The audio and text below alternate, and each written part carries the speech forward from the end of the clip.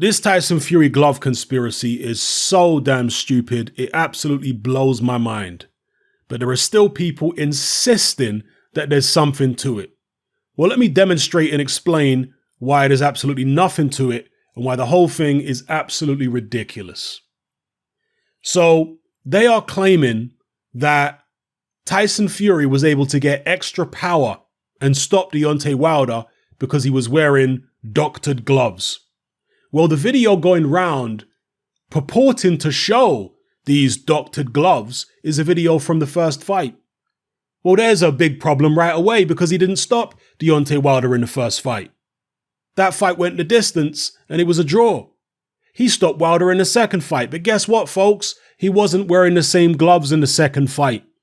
He was wearing two completely different models of glove. And of course, there is no footage in the second fight of his gloves behaving strangely or any anomalies to do with them. So there's the first massive problem, which has shut down this whole nonsensical debate to begin with. But if you want further evidence of why there's nothing to look into here, in the first fight, Tyson Fury was wearing a pair of Everlast MX. Now, these are a glove which have a combination of foam and horsehair padding, okay? Now, with professional fight gloves, there are usually three types of padding: foam, horsehair, and then the combination I just spoke about, foam and horsehair. Now, with the foam and horsehair MX, which Tyson Fury is wearing here, the foam is next to your knuckle, and then above that, the glove is padded out with horsehair. I'm going to show you what horsehair gloves look like, or these particular model anyway, right here. So here we've got three different types of Everlast fight gloves: the Elite, the Powerlocks, and the MX. In the first fight, Deontay Wilder was wearing Powerlocks and Tyson Fury was wearing the MX. And you can see the difference between them here. The Powerlocks are completely foam, and therefore they have a more uniform shape. The MX, because they're filled with horsehair isn't uniform in shape. Okay, this is why they have this type of appearance. And the horsehair is also a lot softer. And under fight conditions, when your hands are sweating, the horsehair can start clumping up and it can start moving around in the glove. Foam doesn't do that. Are you with me so far? But horsehair does. Now, if you want some extreme examples from back in the days, because in decades gone by, horsehair was the standard padding for boxing gloves. So, for example, when Muhammad Ali was fighting people like Joe Frazier, he was wearing gloves padded with horsehair. This is the pair of gloves that he wore in the first Joe Frazier fight, as you can see there. That's them, okay? Look how distorted they are. This is because during the course of a fight, the horsehair can start clumping up. It can start matting, especially when you're punching somebody and the horsehair can all compress together with the sweat and you get big clumps of horsehair floating around in the glove. That's another picture of the same pair of gloves that Muhammad Ali wore against Joe Frazier. That's a different pair of gloves. That might be Ali's gloves from the Thriller in Manila. I could be wrong there, but as you see again, the horsehair tends to clump up in certain areas of the glove during a fight. Now, obviously, the design of boxing gloves has improved over the years, and they don't tend to clump up as badly as they did in the old style gloves, but they still clump up to some extent. And also, with Tyson Fury's gloves, and see here, there's nothing strange about Tyson Fury's gloves, and this is pretty late on in the fight. I think this might be like the 10th round or something. Nothing strange looking about them there. But these gloves, the Everlast MX, come in 10 ounce XL. So fight gloves generally come in two sizes, 8 and 10 ounce. But with Everlast, they make an XL version of their 10 ounce gloves. Now, what that means is the gloves are exactly the same weight as standard 10 ounce gloves, but they're just bigger. Well, that means that the padding has to be thinner. It has to be distributed over a larger surface area. Okay? And what that does is it allows the padding to move around more. Because if you've got a smaller glove and the same amount of padding in it, the padding is more compressed, so it's more likely to stay together and stay in one place. But when you've got an XL glove, the padding is more, more spread out. The horsehair, that is more spread out. Remember, I'm talking about horsehair here, not foam. The horsehair is more spread out. And as I say, during the course of a fight, once sweat gets in there, it can start clumping up. It can start compressing under the weight of punches, and the glove can start, doing unusual things. And of course, the leather itself can start to stretch. Tyson Fury, in the clip which is going round, is basically just flicking his wrists when he's throwing the punches. And there are also clips of him with his palm open. Now, if your palm is open and you're throwing punches with an open palm, then of course it's not going to look the same as throwing punches with a closed fist. Okay, so he's doing both. Sometimes he's flicking his wrists, other times his palm is open, and obviously the glove looks different. So this is one of the pictures which is going round where they're claiming that Tyson Fury's hand was far too low in the glove, that his fist was here and this part of the glove is empty. Never in my life have I ever heard something so stupid. You can clearly see Tyson Fury's fingers are in the end of the glove here. What, do you think the glove is going to curl over like this by itself? With this ridge here? Those are Tyson Fury's fingers. There's nothing to see here. His palm is open. You can clearly see the shape of his fingers there. That's the bottom of the palm of his hand where his hand connects to his wrist. Those are his fingers. What on earth are people looking at? There's nothing to see here. Jesus Christ, people. Einstein once said, two things are infinite: the universe and human stupidity. And I'm unsure about the universe. So he knew for sure that human stupidity was infinite. And so do I. Because how on earth anyone can look at this and find anything suspicious about it at all is beyond me. People think that his fist is balled up here. You can see the palm. Look, the crease in his palm. People think his fist is balled up here and this part is empty. If this part was empty, the glove would be straight. It wouldn't have this clear ridge in it where his tips of his fingers are pushing down. What on earth are people talking about? Have you ever worn a pair of horsehair boxing gloves before? Unbelievable. Talk about reaching like Inspector Gadget or Stretch Armstrong. Jesus, people. And once again, this was in the first fight. It has nothing to do with the result of the second fight. He was wearing totally different gloves in the second fight. In the second fight, he was wearing Paffin Sport gloves. He was not wearing these Everlast MX. This is the first fight. In the first fight, he didn't have any extraordinary power. He didn't drop Deontay Wilder, didn't do any of that.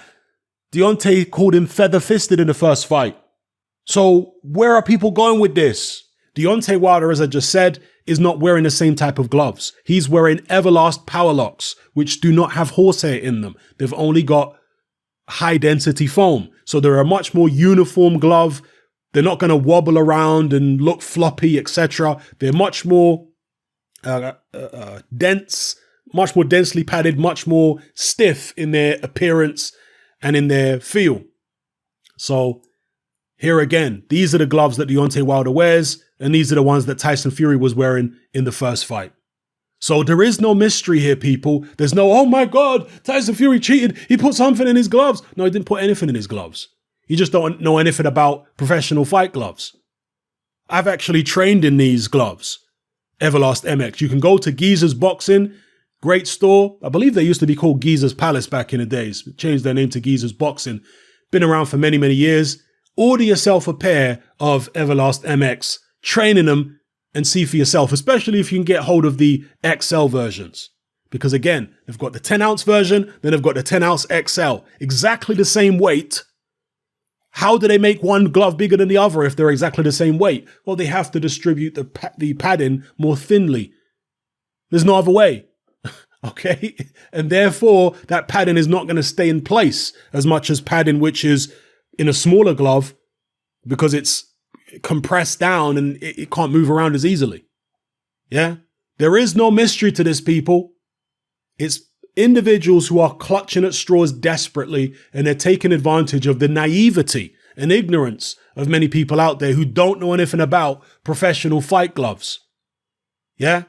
So look, if there was anything to it, I would be the first person to say, because I'm a glove connoisseur, truth be told. And if any of you want proof, because some people are going to be saying, he wasn't wearing Everlast MX. They don't look like MX to me. They're Everlast MX. Wilder wears Powerlocks. Fury wears MX. Now, obviously, they're custom colors, but the giveaway with MXs is this little thing right here, which is the Everlast Mexican logo. And I'm going to show you it right now. These are Powerlocks, okay? And this is what Wilder was wearing. Just a different color version. These are the stock colors. Wilder had custom colors. But Fury's MX, see that there? The little Mexican logo? It's right there on Fury's glove. See the way it's pointing there, parallel to the thumb? Where are we at? Parallel to the thumb. With the Powerlocks, the logo is by the seam of the thumb. It's not parallel to the thumb. It's by the seam. You see? See, the Powerlock has the logo here. The MX has the logo here. And it's a different logo, obviously. And those are what Tyson Fury was wearing. There you go. The MX logo. I mean, I don't need that proof. I already know they're MX because I know those gloves very, very well. I know what they look like. And one of the things about MX is because they're a horsehair glove, they're a lot more flexible than gloves filled with foam. Foam gloves are a lot stiffer. You can't open your hand as easily, but they retain their shape better and they're more protective. Horsehair gloves, less protective, but a lot more flexible. You can move your hand around a lot more easily, open your hand up a lot more easily. Again, these are a load of different colors of Everlast MX. So you can see there, horsehair is the top layer of padding. And then underneath the top layer of horsehair, you've got a thin layer of foam, which covers your knuckles. So hopefully this will clear up this nonsensical Tyson Fury glove conspiracy once and for all. But I'm probably wishing on a star. Wishful thinking by me, because people believe what they want to believe at the end of the day. But anybody out there who is just maybe naive about boxing gloves and thinks there's something to Tyson Fury's gloves, go and look at Tyson Fury's gloves for the entirety of the fight. There's plenty of slow motion shots of Tyson Fury's gloves in this fight. Go look at the slow motion shots. This is late in the fight. Look, okay, if you capture something in slow motion, it's going to look a bit weird because it's slow motion. See it in full speed, and then all of a sudden it doesn't look so strange. Okay, but anyway, there's plenty of other slow motion shots where nothing looks weird. All I can tell you is I know fight gloves, training gloves, sparring gloves, different models, different brands very, very well. And there is absolutely nothing strange, nothing untoward, nothing dodgy about Tyson Fury's gloves in the first fight, which even if there was, how does that make any difference to the result of the second fight? You lose the will to live dealing with these donuts on YouTube. You really do. Anyway, let me know what you guys think in the comment section below. It's Hatman out. Hatman merch is now available. We got t-shirts, vests, hoodies, and more. Just click the link below. Join me on Patreon. I upload a minimum of 2 podcasts every single week, covering a wide variety of controversial topics, as well as live stream Q&A sessions. Take a look on screen right now at some of the podcasts I've produced so far. For just $3 a month, the equivalent of about £2 a month, you get access to all my new podcasts and my entire back catalogue of past podcasts, including my popular Confessions of a Nightclub Bouncer series. You can listen on your computer or on your smartphone or tablet by downloading the Patreon app from the Google Play Store or the App Store for free. The Patreon app also allows you to download each podcast in MP3. For less than the price of a cup of coffee, you get access to dozens of hours of exclusive content. It's easy to sign up, there's no contract, and you can cancel at any time. So come and join our community of free and critical thinkers by signing up with me here on Patreon today.